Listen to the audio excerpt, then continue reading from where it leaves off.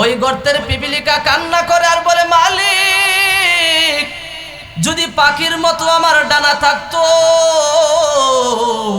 তাহলে আমি উড়িয়া উড়িয়া গিয়া রাসূলের রওজা জিয়ারত করতাম।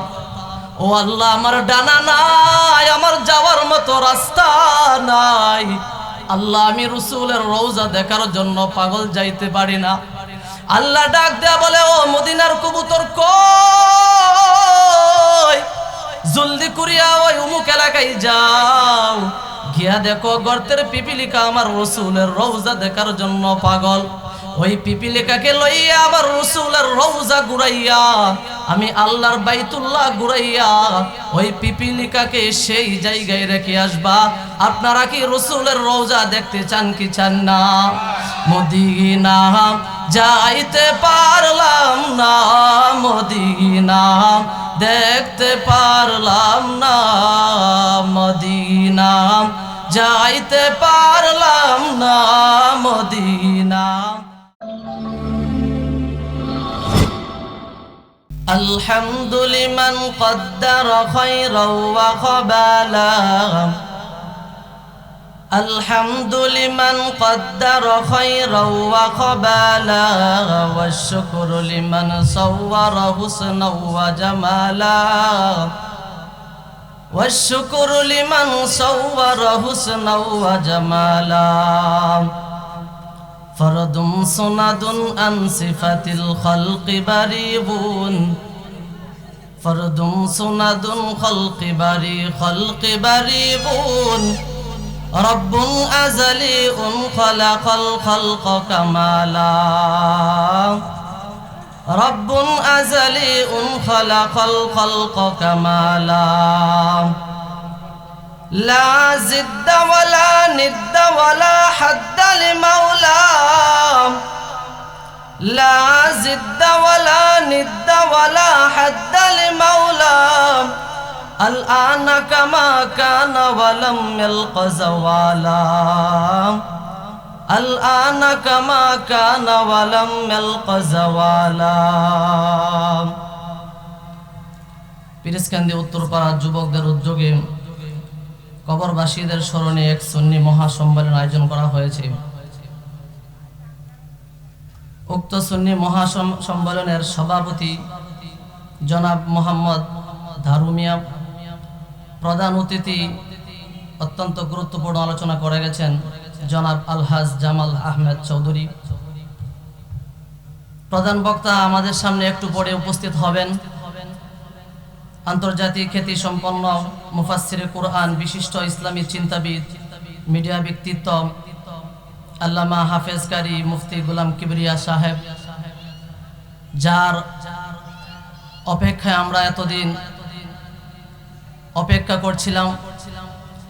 আপনারা যারা এখনো এদিক সেদিক আছেন, অতি সময় বিলম্ব না করে আপনারা সবাই স্টেজ প্যান্ডেলে চলে আসুন। আর আমার আগে অনেক উলামায়ে কেরাম সুন্দর আলোচনা করেছেন। সর্বপ্রথম সেই মহান রব্বে কারিমের কাছে শুকরিয়া জ্ঞাপন করি যে রব্বুল আলামিন আমাদেরকে এই কনকনে শীতের মধ্যে উলামায়ে কেরামদের মজলিস, আহলে হক সুন্নাত ওয়াল জামাতের মজলিস, এত সুন্দর একটি জান্নাতের বাগানের ভিতরে আসার বসার মতন তৌফিকটুকু দান করেছেন। এজন্য আমরা সকলে দিল থেকে শুকরিয়া জ্ঞাপন করি, আলহামদুলিল্লাহ। লাখো কোটি দরুদ ও সালাম সাইয়্যিদুল মুরসালিন, খাতামুন নবিয়্যিন, আশরাফুল আম্বিয়া হযরত মুহাম্মদুর রাসূলুল্লাহ সাল্লাল্লাহু আলাইহি ওয়াসাল্লামের উপর। আর ওই সমস্ত ভাইদের প্রতি কৃতজ্ঞতা জ্ঞাপন করছি যাদের অক্লান্ত পরিশ্রমের মাধ্যমে আজকে এত সুন্দর একটি আয়োজন হয়েছে। আল্লাহ যেন ভাইদেরকে হায়াতে আমলে জিন্দেগীর মধ্যে বরকত দান করুন। সকলে বলুন আমিন। আমরা যে এখানে এসেছি এর জন্য আমাদের কি লস হয়েছে না লাভ হয়েছে? আসলে এই যে এত সুন্দর একটা মজলিস সবাই কিন্তু আসতে পারে না। আল্লাহর নবী বলেন, আল্লাহ যে বান্দার ভালাই চান, মঙ্গল চান, সেই বান্দাকে নেক কাজ করার তৌফিক দান করেন। এই যে আমরা এত সুন্দর একটা জান্নাতের মজলিসে বসেছি, হাদিস শরীফের মধ্যে আসছে আল্লাহ নবী সাল্লাল্লাহু আলাইহি ওয়াসাল্লাম বলেন, কোন মজলিসে যখন দ্বীনি আলোচনা করা হয়, ওই মজলিসের চতুর্পাশে একদল ফেরেশতা এসে বেষ্টন করে, ওই ফেরেশতার উপরে আরেক দল ফেরেশতা, তাদের উপরে আরেক দল ফেরেশতা, এরকম ভাবে ধারাবাহিক ভাবে আল্লাহর আরশে আজিমের নিচে চলে যায়। আল্লাহ তাআলা তখন ফেরেশতাদেরকে বলে, ফেরেশতারা তোমরা এত সুন্দর করে গোলাকার হয়ে কোথায় থেকে এসেছো? তখন ফেরেশতারা বলে, আল্লাহ পিরিসকান্দি উত্তরপাড়া যুবকদের উদ্যোগে একটা সুন্দর সুন্নি মহাসম্মেলনের আয়োজন করেছে। আল্লাহ বলেন, তো সেখানে কি হচ্ছে? ফেরেশতারা বলে, আল্লাহ সেখানে আপনার গুণগান, আপনার হাবিবের গুণগান বর্ণনা করা হচ্ছে। তখন আল্লাহ তাআলা ফেরেশতাদেরকে বলে, তাহলে ফেরেশতারা তোমরা সাক্ষী থাকো, এই মজলিসে যারা উপস্থিত হয়েছে আমি আল্লাহ সবাইকে মাফ করে দিলাম। সুবহানাল্লাহ। এরে মুসলমান, অত্র এলাকার মুসলমান, মুমিন কারা? যারা বিনয়ের সাথে নামাজ আদায় করে তারা মুমিন। তো বিনয় কাকে বলে, নম্রতা কাকে বলে? হাদিসে জিব্রাইলের মধ্যে আসছে আল্লাহ নবী সাহাবীদেরকে কেমন ভাবে বিনয় শিক্ষা দিয়েছেন। যাতা ইয়াউমিন ইদ তালা আলাইনা রাজুলুন শাদীদুন বায়াদিস সিয়াব ওয়া শাদীদু বায়াদিস শা'র। সাহাবায়ে কেরাম বর্ণনা করেন, আল্লাহ নবীর সামনে যখন আমরা কয়েকজন সাহাবীরা বসা ছিলাম, তখন কোথায় থেকে একটা লোক সুন্দর সাদা পোশাক পরে আমাদের সামনে আসলেন। ওই বান্দার মাথার চুল ছিল কালো কচকচে, লা ইরা আলাইহি আসারুস সাফার। ওই বান্দা যে সফর করে এসেছে তার মধ্যে কোনো চিহ্ন ছিল না। ওয়ালা ইয়ারিফুহু মিন্না আহাদ। আমরা যে সাহাবায়ে কেরাম ছিলাম আমরা কেউ তাকে চিনি না। হাত্তা জালাসা ইলান নবী সাল্লাল্লাহু আলাইহি ওয়াসাল্লাম। ওই বান্দা এক পর্যায়ে রাসূলের সামনে বসে গেলেন।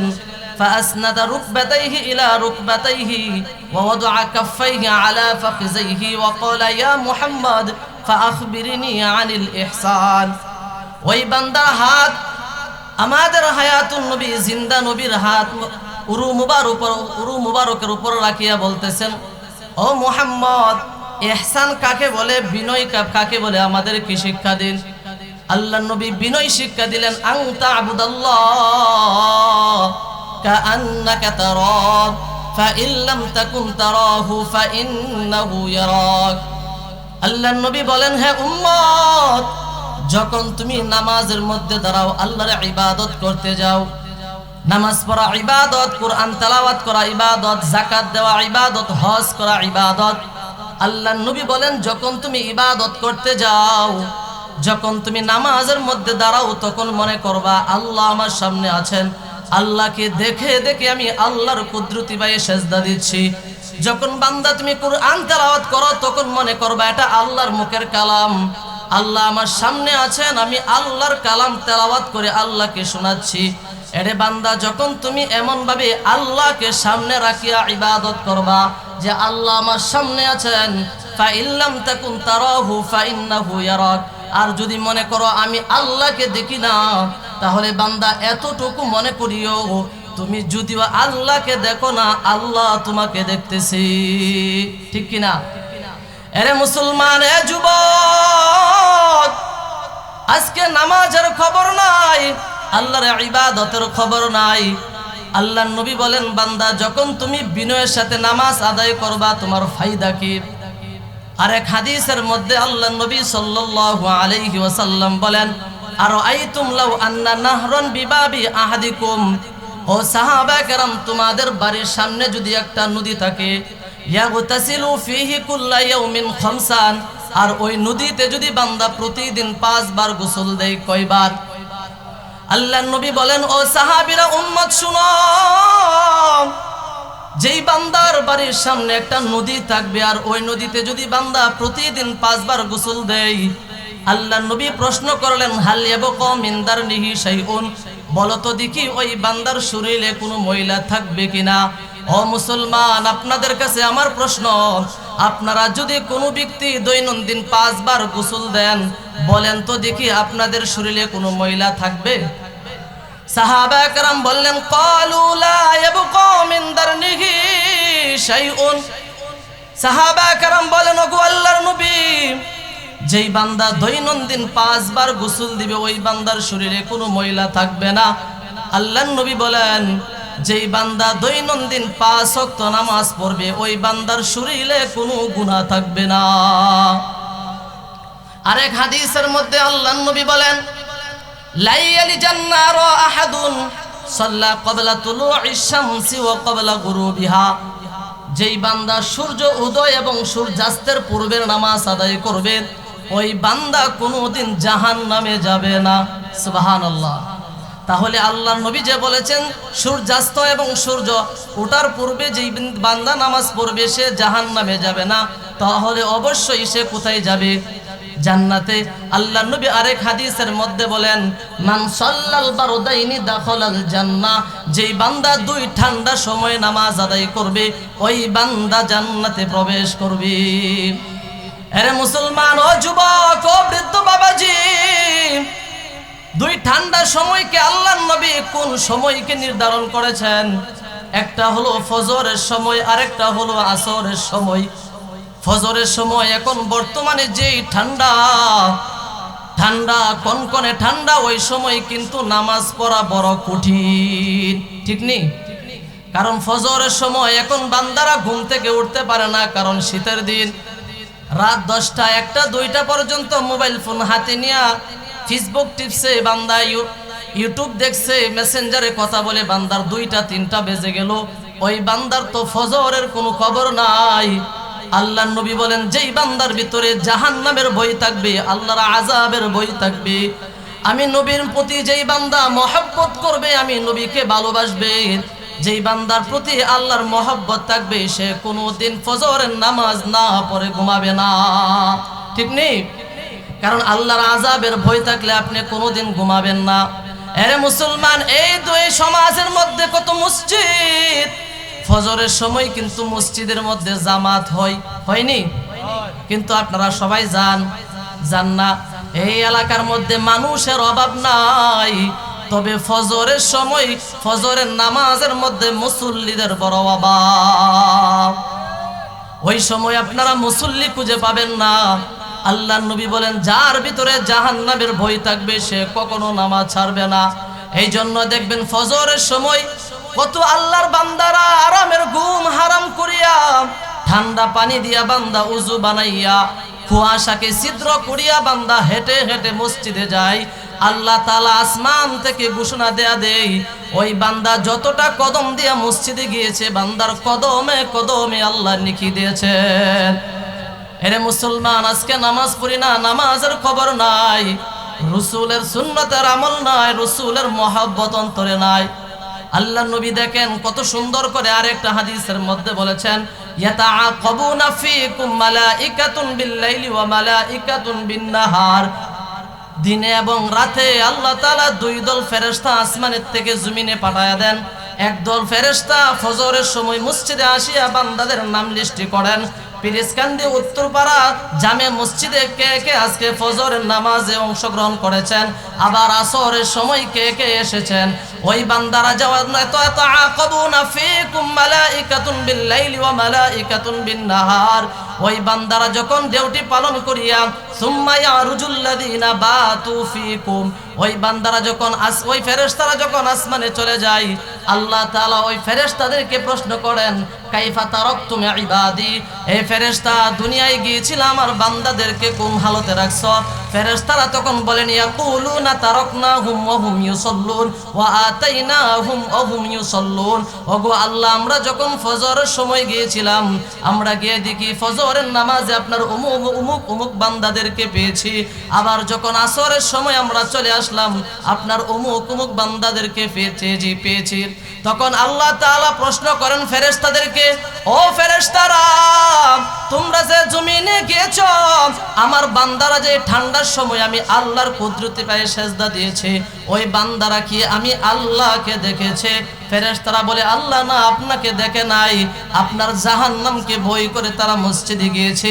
আল্লাহ আবার জিজ্ঞাসা করেন ওই বান্দা কি আমি আল্লাহর জাহান্নাম দেখেছে? ফেরেশতারা বলে না না, আপনার জাহান্নাম দেখে নাই, তাহলে জান্নাত দেখেছে।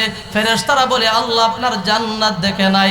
আল্লাহ তাআলা তখন ফেরেশতাদেরকে বলে ও ফেরেশতারা শুনো, যেই বান্দা আমি আল্লাহকে দেখে নাই, আল্লাহর জাহান্নাম দেখে নাই, আল্লাহর জান্নাত দেখে নাই, তারপর আমি আল্লাহকে ভয় করিয়া নামাজ আদায় করেছেন, আমি আল্লাহ ওই সমস্ত বান্দাদের জিন্দেগির গুনাহ মাফ করে দিলাম।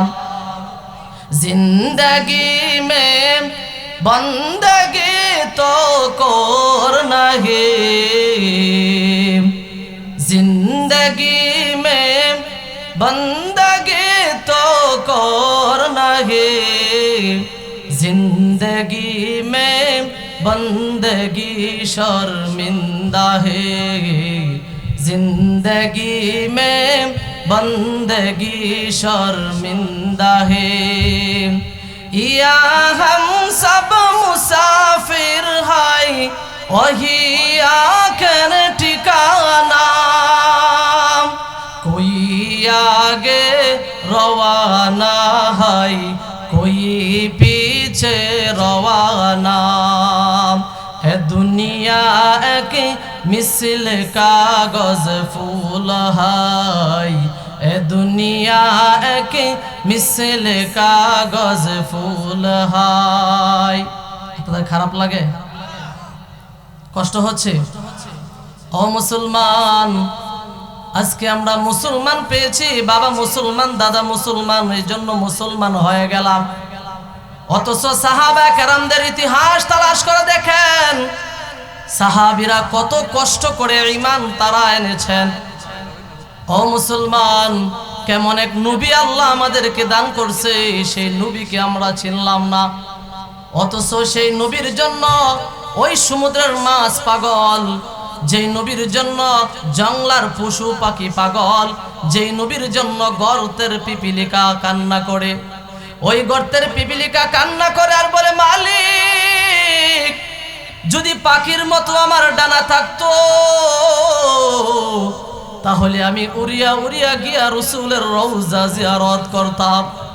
ও আল্লাহ, আমার ডানা নাই, আমার যাওয়ার মতো রাস্তা নাই, আল্লাহ আমি রাসূলের রওজা দেখার জন্য পাগল যাইতে পারি না। আল্লাহ ডাক দেয়া বলে ও মদিনার কবুতর কই, জলদি করিয়া ওই অমুক এলাকায় যাও, গিয়া দেখো গর্তের পিপিলিকা আমার রাসূলের রওজা দেখার জন্য পাগল। ওই পিপিলিকাকে লইয়া আবার রাসূলের রওজা ঘুরাইয়া, আমি আল্লাহর বাইতুল্লাহ ঘুরাইয়া ওই পিপিলিকাকে সেই জায়গায় রেখে আসবা। আপনারা কি রাসূলের রওজা দেখতে চান কি চান না? মদিনা যাইতে পারলাম না, মদিনা দেখতে পারলাম না, মদিনা যাইতে পারলাম না, মদিনা দেখতে পারলাম না।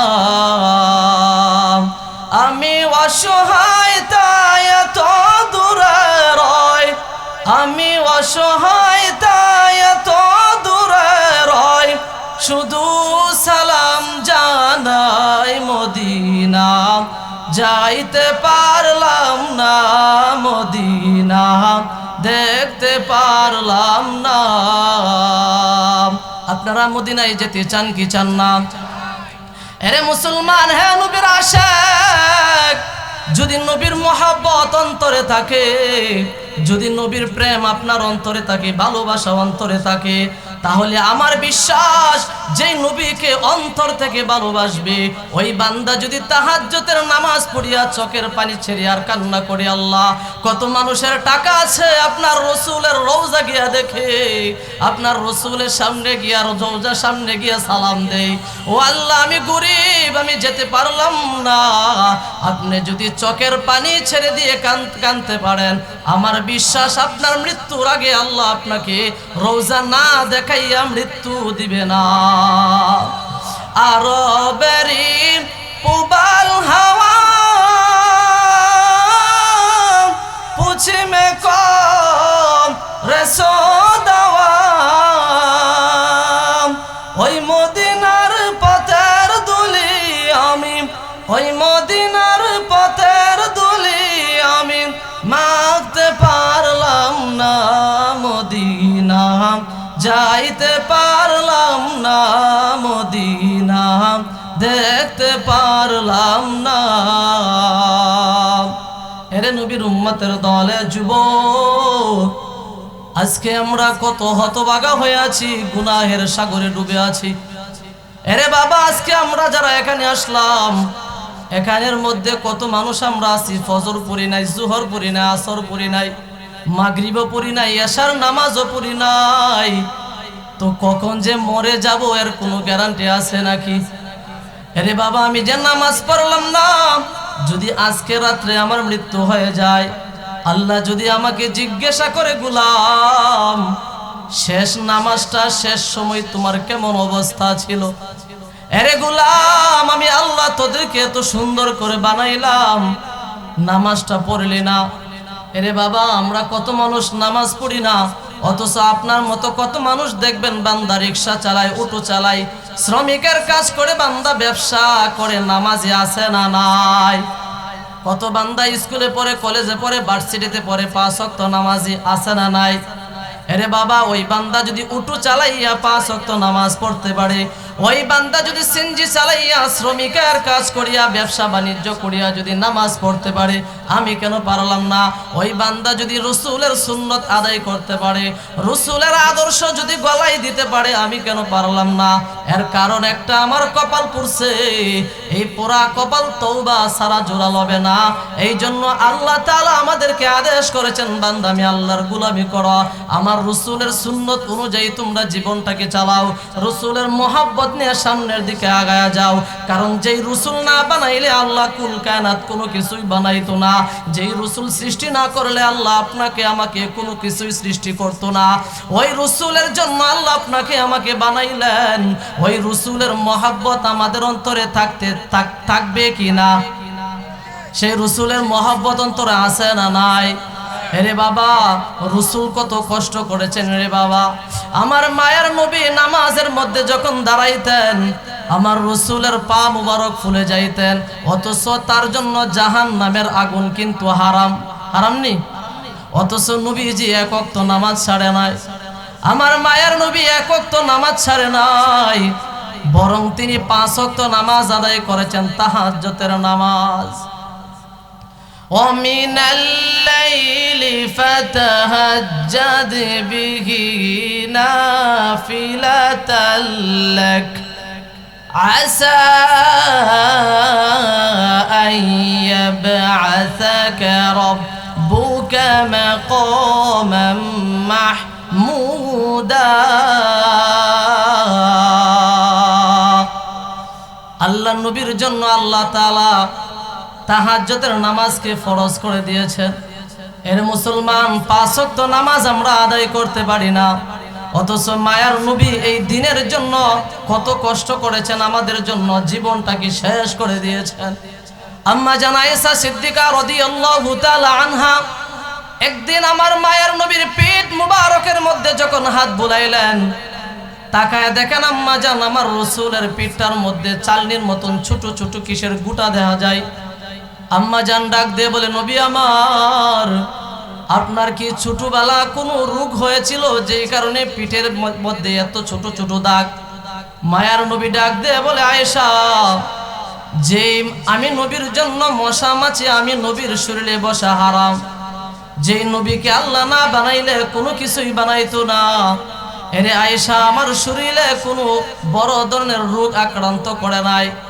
ওগো নবী তাহলে আপনার শরীরে এই দাগ কিসের মায়ার নবী চোখের পানি ছেড়ে দিয়া বলে আয়েশা আমি যখন দিনের দাওয়াত নিয়ে বেঈমানের কাছে যাইতাম আমি যখন কালেমার দাওয়াত নিয়ে কাফেরদের কাছে যাইতাম ওই কাফেররা আমার পিছনে এমন ভাবে আমাকে আঘাত করেছে ওই আবু জাহেল উতবা সাইবা আমার পিছনে ছোট ছোট বাচ্চাদেরকে লীলায় দিছে ওই বাচ্চাদের পাথরের আঘাতে আমি নবীর শরীরটা চালনির মতন জাজরা হয়ে গিয়েছে।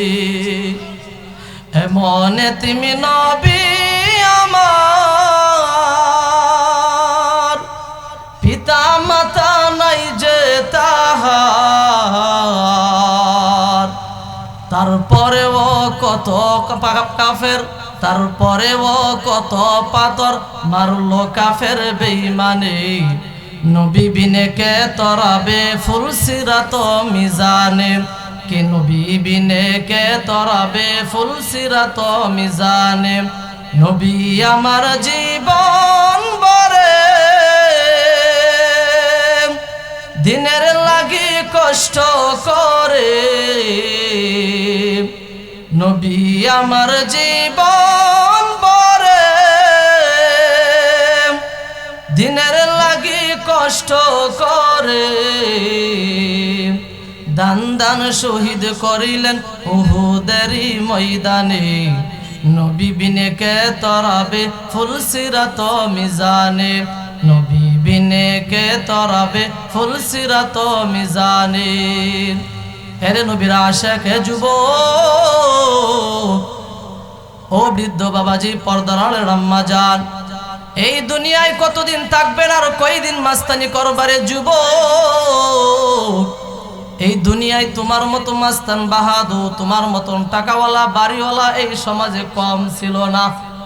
আজকে সেই বাহাদুরদের খবর নিয়ে দেখো, সেই বাহাদুরদের নাম নেবার মতন সমাজে আজ কেউ নাই। আসেনি? কত টাকাওয়ালা ছিল, টাকাওয়ালার টাকা আছে কিন্তু টাকাওয়ালা নাই, বাড়িওয়ালার বাড়ি আছে কিন্তু বাড়িওয়ালা নাই, গাড়িওয়ালার গাড়ি আছে কিন্তু গাড়িওয়ালা নাই। আজকে আমরা এখানে আসছি, এমন হতে পারে আজকে রাত্রে আমাদের কারো সামনে আজরাইল এসে হাজির হয়ে যাইতে পারে। এরে বাবা, কবরে যে আমি যাব, আমার কবরের সামানা কি আমি তৈরি করেছি কিনা, আমার নামাজ ঠিক আছে কিনা, আমার রোজা ঠিক আছে কিনা, আল্লাহ যে আমার উপর যেই জিনিসগুলো ফরজ করেছেন সেইগুলা আমি আদায় করেছি কিনা, আমার রাসূলের সুন্নাত অনুযায়ী আমি জিন্দেগিটা চালাইছি কিনা। ও যুবক, আপনি মনে করতেছেন আপনি এখন যুবক, আপনার মৃত্যু হবে না, অথচ আপনি মোবাইল ফোনটা সামনে নিয়ে যখন নেটের ভিতর ঢুকবেন, দেখবেন কত যুবক গাড়ির নিচে যুবকের লাশ। হয়নি? সকালবেলা যুবক হুন্ডার নিয়ে বের হয়, সন্ধ্যাবেলা হুন্ডারও আসে, যুবকও আসে, কিন্তু যুবক আর যুবক তাকে না, লাশ হয়ে যায়। হয়নি? এরে মুসলমান, আজকে আমি বাহাদুরি করি, আমি মাস্তানি করি, টাকার গরম দেখাই, অথচ তোমার চাইতে টাকাওয়ালা কম ছিল না। আবু জাহেল, উতবা, সাইবা, কই গেল সেই ফেরাউন, কই গেল সেই নমরুদ, কই গেল সেই অহংকারী সাজ্জাদ, যেই সাজ্জাদকে আল্লাহ এত পরিমাণ টাকা পয়সা দিয়েছিল, ওই অহংকার করিয়া সাজ্জাদ নিজে জান্নাত বানাইছে। আল্লাহর বানানো জান্নাতে সে যাবে না, নিজ জান্নাত বানাইয়া যখন জান্নাতের দিকে রওয়ানা, পিছন থেকে কে যেন ডাকতেছে, সাজ্জাদ দাঁড়াও, তোমার সাথে আমার কথা আছে। সাজ্জাদ বলে, না না, পিছনে তাকানোর সময় নাই, কখন জানি সে আমাকে পাকড়াও করে ফেলে। সে কে? কখন জানি আজরাইল আমাকে থাবা মেরে ধরে ফেলে, দাঁড়ানোর সময় নাই। এই কথা বলিয়া সাজ্জাদ সামনের দিকে রওনা। গেটের সামনে গিয়ে যখন বাহন থেকে একটা পা রাখছে, পিছন থেকে আওয়াজ, এর সাজ্জাদ একটা পা তুই জমিনে রাখছস, আর একটা পা রাখার আগে আমার পরিচয়টা নে, আমি হইলাম আল্লাহর পাঠানো ফেরেশতা আজরাইল। কোটি টাকার মালিক দেখো, অভাব হয় না দূর, গরিব ঘুমাই মাটির ঘরে, মনটা বাহাদুর। ফেরাউনের লাশটি দেখো মিশর জাদুঘরে, খাই না মাটি পোকা মাছি সবাই ঘৃণা করে। হৃদয়ে থাকিবে যাহার নম্রতা সদা, হৃদয়ে থাকিবে যাহার নম্রতা সদা, রহমত আসিবে সেটা প্রভুর ওয়াদা। বুক বিলাসের বাড়ি গাড়ি সবে রবে পরে, থাকতে সময় স্মরণ করো আল্লাহ আমার রব। আমাদের রবকে আরো আওয়াজ দেয়া বলেন, আমাদের রবকে। আল্লাহ যদি আমার রব হই, আসমান জমিনের মালিককে, আমার হায়াতের মালিককে, আমার সম্মান দেওয়ার মালিককে, সব কিছুর মালিক যদি আমার আল্লাহ হয়, ইবাদত করব কার? আরে মুসলমান, আপনার বয়সের কোটা অনেকের 60 পার হয়ে গেছে, 40 পার হয়ে গেছে। আর কয়দিন মাস্তানি করব দুনিয়াতে, আর কয়দিন থাকবো? মালাকুল মউত জানি কখন আমার সামনে এসে হাজির হয়ে যায়, কোন দিন জানি মালাকুল মউত আমার সামনে এসে হাজির হয়ে আমার জানটা নিয়ে যায়। আরে বাবা, আজকে আপনি হাঁটতেছেন সুন্দর করে, মানুষের সাথে কথাবার্তা বলতেছেন, একটা সময় দেখবেন হঠাৎ করে আপনি দুনিয়ার থেকে বিদায় হয়ে যাওয়ার পর আপনার ছেলে মেয়েরা আসে আপনাকে সুন্দর করে ওই কবরে রেখে আসবে। আরে বাবা, মৃত্যু কখন কার আসবে জানা নাই। আল্লাহ তাআলা কোরআনের মধ্যে বলেন, মা তাসবিকু মিন উম্মাতিন আজালাহা ওয়া মা ইস্তাখিরুন। মৃত্যু যখন হওয়ার কথা ঠিক সেই মুহূর্তে মৃত্যু এসে হাজির হয়ে যাবে। মরণ থেকে যতই পালাও, মরণ তোমায় লইবে গিরি, যদিও সুদূর আকাশ পানে সেতাই লাগিয়ে সিঁড়ি। নদী পথে নৌকা চালাও ও মাঝি ভাই, বেলা ডুবার আগে আমি ওপার উঠতে চাই। ডুবে গেলে বেলারে আর উঠে না, ভেঙে গেলে মেলা তো আর জমে না। কোথায় গেল আপনার বাপ, কোথায় গেল মা, কোথায় গেল ছেলে মেয়ে? কত ফ্যামিলি আমরা ছিলাম একসাথে, মা বাবা কি একই টেবিলে বসে খাবার খেয়েছি। আজকে ডাইনে বামে তাকায় দেখেন মা দুনিয়াতে নাই। মার টেবিল আছে, চেয়ার আছে, প্লেট আছে, কিন্তু মা নাই। বাবার রুমটার দিকে তাকায় দেখেন বাবার জামাটা পড়ে আছে, বাবার খাট পড়ে আছে, কিন্তু বাবা জমিনে নাই। কত বন্ধু বান্ধব নিয়ে খেলার মাঠে আড্ডা দিয়েছিলেন, আজকে ডানে বামে তাকায় দেখেন বন্ধু বান্ধব নাই। লেখাপড়ার টেবিলে কত ছাত্র ভাইদেরকে নিয়ে আড্ডা দিয়েছেন, আজকে কত ছাত্র ভাই দুনিয়াতে নাই। এরে বাবা, কোন দিন জানি আজরাইল আমার সামনে এসে হাজির হয়ে যায়, কখন জানি দুনিয়ার থেকে বিদায় হয়ে যায়, কবে জানি আজরাইল আমাকে থাপা মেরে নিয়ে যায়, এর কোনো জানা নাই। আমার মরণের কত দিন বাকি আমি জানিলাম না গো আল্লাহ, মরণের কত দিন বাকি, আমার মরণের কত দিন বাকি আমি জানিলাম না গো আল্লাহ, মরণের কত দিন বাকি। আজরাইল আসিয়া যখন হস্তে দিবা দড়ি, আজরাইল আসিয়া যখন হস্তে দিবা দড়ি, তখন আমার মুনাবাই করবাই লুকালুকি আমি জানিলাম না গো আল্লাহ, মরণের কত দিন বাকি, আমার মরণের কত দিন বাকি আমি জানিলাম না গো আল্লাহ, মরণের কত দিন বাকি। হায়াত হইল হাতে বাইরে, মওত হইল পায়ে, হায়াত হইল হাতে বাইরে, মওত হইল পায়ে।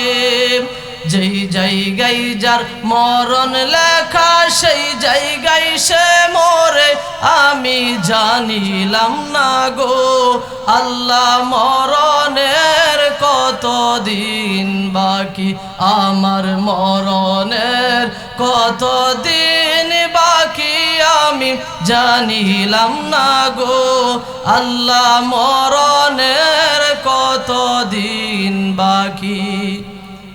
বাবা, কার মরণ কখন হবে কেউ জানে? কেউ জানে না। আজকে আমার মহল্লার একজন, সে বিদেশে ইন্তেকাল করেছে, কখন জানি সে দেখেন সন্তানের জন্য পরিবারের জন্য এত কষ্ট সে প্রবাসে গিয়ে করছে, কিন্তু সে তো শেষ।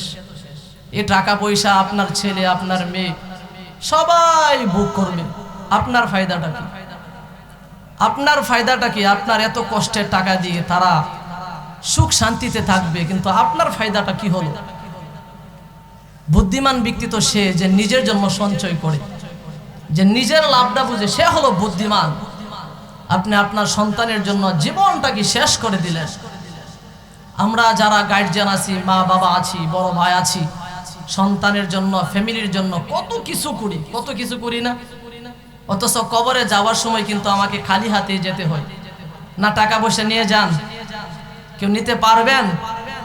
বলতে পারবেন যে এই যে আমাদের সরকার বেগম খালেদা জিয়া যে কদিন আগে দুনিয়া থেকে বিদায় হয়েছে, সে মন্ত্রীকে মনে হয় কয়েক কোটি টাকা কবরে দেওয়া হয়েছে। দিছে কিছু দেয় নাই। আপনিও যখন দুনিয়া থেকে বিদায় হয়ে যাবেন, সাদা কাপড়ের প্যাকেট করে আপনার সন্তানরা সেই কবরে রেখে আসবে, পায়ে মাটি চাপা দিয়ে আপনাকে রেখে আসবে।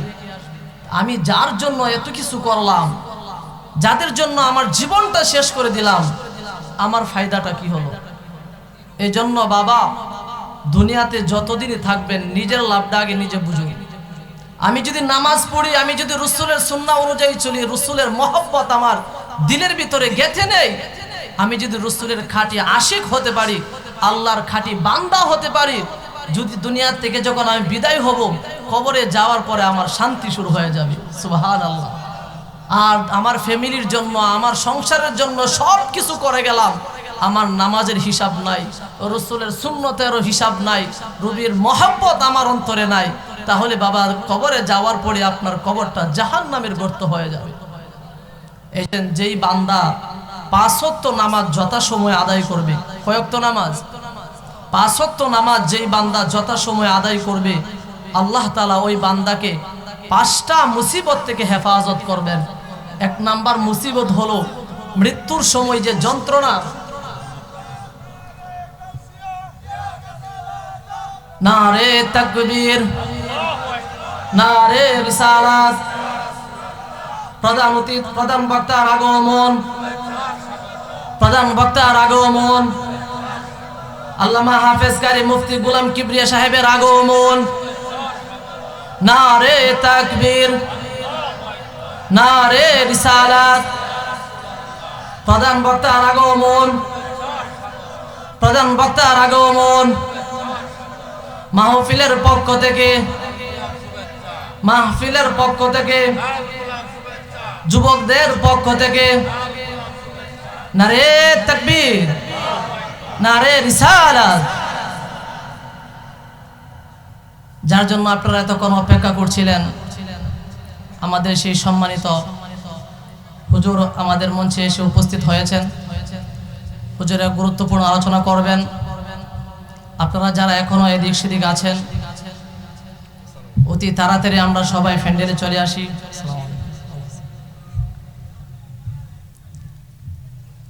আমার বক্তব্য এখনই শেষ করছি। যে আলোচনা করেছি, আল্লাহ যেন আমাদের সকলকে সেই আলোচনার উপর আমল করার তৌফিক দান করুন। আমিন।